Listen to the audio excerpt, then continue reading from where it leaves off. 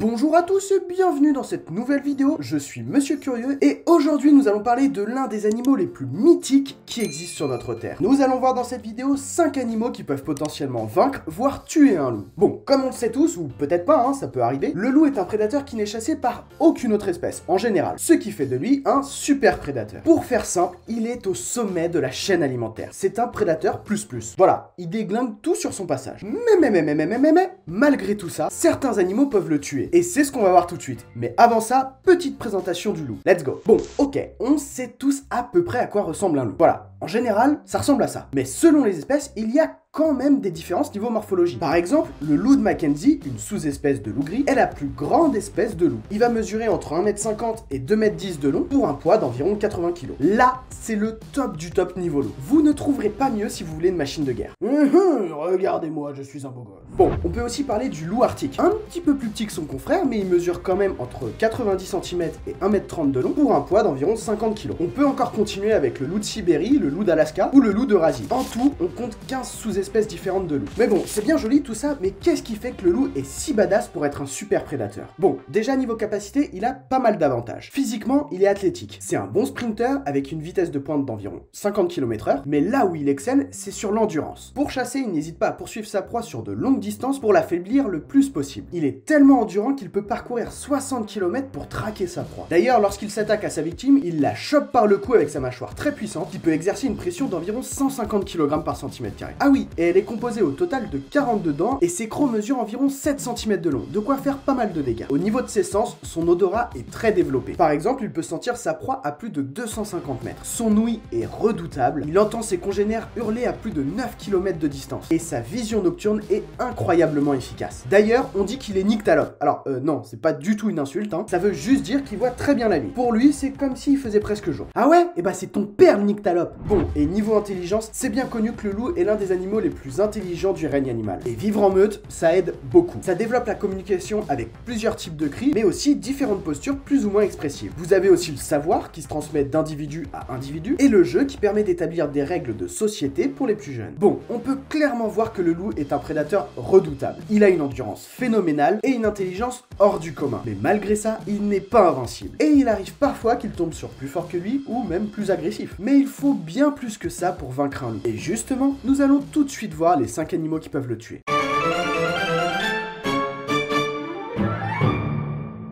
Ah, le puma, c'est l'un des plus gros prédateurs du continent américain. Les adultes mesurent environ 70 cm au garrot, de 1m50 à 2 mètres de longueur, que comprise, et son poids varie entre 50 et 100 kg. Le puma fait preuve d'une grande capacité d'adaptation. On peut le retrouver en Amérique du Sud, centrale et même au nord. D'ailleurs, il est souvent confronté à d'autres prédateurs comme le jaguar, le grizzly ou encore le loup. Et face à eux, il faut savoir se défendre. Le puma a une force phénoménale. D'ailleurs, il a un deuxième nom, c'est le lion des montagnes, donc je pense que c'est assez clair. Sa force lui permet d'effectuer des bonds de 4 à 5 mètres de haut et jusqu'à 12 mètres de long sans prendre d'élan. C'est plutôt incroyable. Et hop là, c'est nothing the nose. Il est aussi capable de courir à plus de 70 km/h mais sur de courtes distances, de grimper aux arbres pour attraper une proie et de nager pour échapper à des prédateurs. Ouais, il est capable de beaucoup de choses quand même. Lorsqu'il chasse, le puma chasse à l'affût. Il approche discrètement sa proie par derrière et lui bondit dessus en un éclair. Bon, il arrive parfois que sa proie l'ait repérée et donc du coup elle se barre avant qu'il attaque, mais s'il est suffisamment proche, il s'élance à sa poursuite et le rattrape en 2 secondes. Et avec sa mâchoire, aucune chance pour sa proie. Elle est armée de longues canines et elle est tellement puissante qu'elle exerce une pression de 590 kg par cm². Avec ça, il est capable de tuer des animaux bien plus corpulents que lui, comme des cerfs, des élans ou même des mouflons. Bon, comme on peut le voir, le puma est un prédateur hors pair et très bien armé pour se défendre. C'est très souvent que le loup et le puma se rencontrent. D'ailleurs, face à une meute de loups, le puma n'a aucune chance, il prendra la fuite pour survivre. Mais par contre, en one-one, et même face à un loup de Mackenzie, le puma prendra facilement le dessus sur le loup. La preuve en image.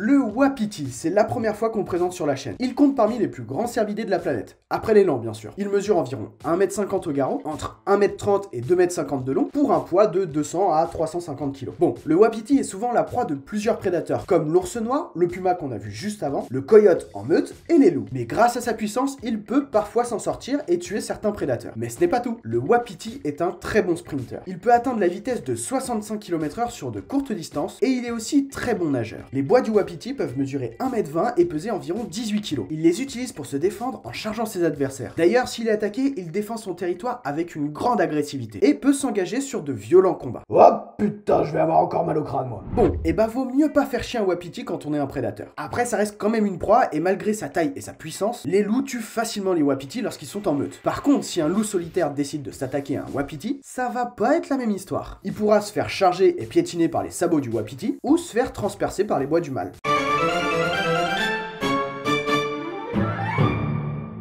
Bon, selon la répartition et l'espèce de loup, ils peuvent rencontrer soit le grizzly ou l'ours polaire. Niveau taille, le grizzly mesure entre 1m80 et 3 m de long pour un poids allant de 150 à 350 kg. Et l'ours polaire, c'est environ 2m40 et 3 m de longueur pour un poids de 450 à 600 kg en moyenne. Bon, et bien sûr, tous les deux, c'est des machines de guerre. Et même pour une meute de loups, ça reste très compliqué de les attaquer. La mâchoire de ces deux ours est armée de fortes canines qui peuvent mesurer environ 6 cm de long. Et la pression de leur mâchoire est de 700 kg par cm² pour le grizzly et de 800 kg par cm² pour l'ours polaire. Tous les deux, ils ont des griffes qui mesurent entre 8 et 10 cm de long. Elles sont recourbées et très tranchantes. Ce sont de redoutables armes pour faire un bon carpaccio de canidés. Bon, et aussi, ils ont une masse corporelle imposante. Et je pense que ça se voit. Hein, ils passent pas vraiment inaperçus. Mais ils ont surtout une épaisse couche de poils et de graisse pour se protéger plus facilement des attaques de prédateurs. Et aussi des températures et des intempéries. Bon, on change pas les bonnes habitudes. Hein. C'est toujours aussi compliqué de s'attaquer à ce genre d'animal. Parfois, le loup va pouvoir faire fuir l'ours lorsqu'il est en meute, mais un grizzly ou un ours polaire peut clairement faire fuir ou tuer un ou deux loups sans problème.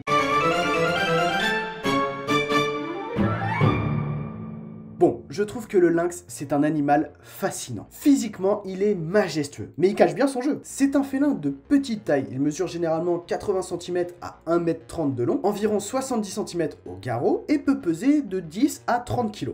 Par contre, à côté du loup, il est vraiment pas impressionnant, mais il compense sa petite taille avec d'autres capacités. La fourrure du lynx est très dense. Elle lui permet de supporter des températures très froides, mais aussi de le protéger en cas d'attaque de prédateurs. Le lynx a un odorat puissant. Il est capable de sentir l'odeur d'une proie à plus de 600 mètres de distance. Sa vision est très précise et ultra sensible dans des environnements peu lumineux. Il voit presque dans le noir total.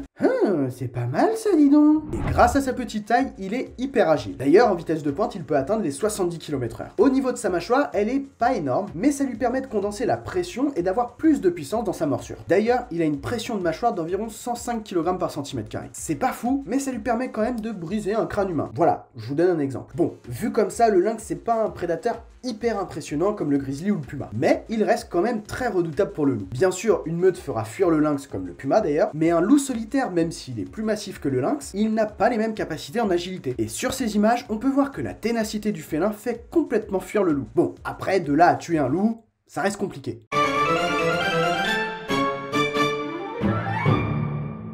L'élan est l'animal le plus imposant d'Amérique du Nord, et aussi le plus grand des cervidés. Il mesure généralement entre 1m70 et 2m30 au garrot, entre 1m80 et 2m50 de long, pour un poids de 350 à 700 kg. Même si c'est un animal qui reste assez placide, il peut très vite changer d'humeur et devenir très agressif. Mais ce n'est pas tout. L'élan est capable de charger sans prévenir, et a déjà été observé en plongée, en train de vouloir renverser des kayaks qui étaient sur son territoire. Ouais, il est quand même assez territorial. Élan en approche, je répète, élan en approche. Malgré sa stature qui est assez imposante, c'est un animal qui peut atteindre une vitesse de 55 km/h. Et lorsqu'il charge à cette vitesse, ça peut faire très mal à son adversaire. D'ailleurs, les mâles portent d'impressionnants bois sur leur tête. Ils ont une envergure d'1m60 et ils peuvent peser 32 kg. Vous imaginez? C'est énorme et ça doit faire pas mal de dégâts en plus. Un coup de bois peut être clairement fatal pour un loup. Ah oui, et ce que j'ai pas dit, l'élan est un très bon nageur. Ouais, c'est étonnant, je sais. Il peut rester la tête sous l'eau pendant 1 minute et peut également plonger à plus de 5 mètres de profondeur. C'est fou. Bon, en bref, l'élan c'est 5 fois le wapiti. Beaucoup plus puissant, plus dangereux et 100 fois plus agressif que lui. Bon, comme d'hab, les loups pourront tuer un élan s'ils sont en meute, mais tout seul comme un loup solitaire, c'est impossible. Et il pourra même le payer très cher en se faisant piétiner ou charger par l'élan. Bon,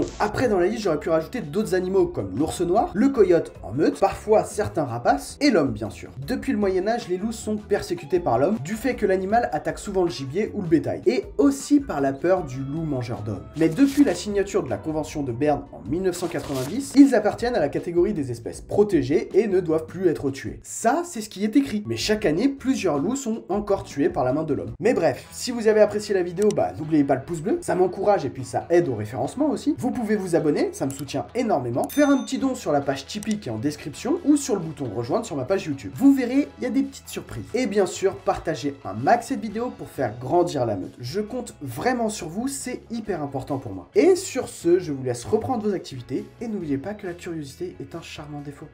Voilà. Bisous.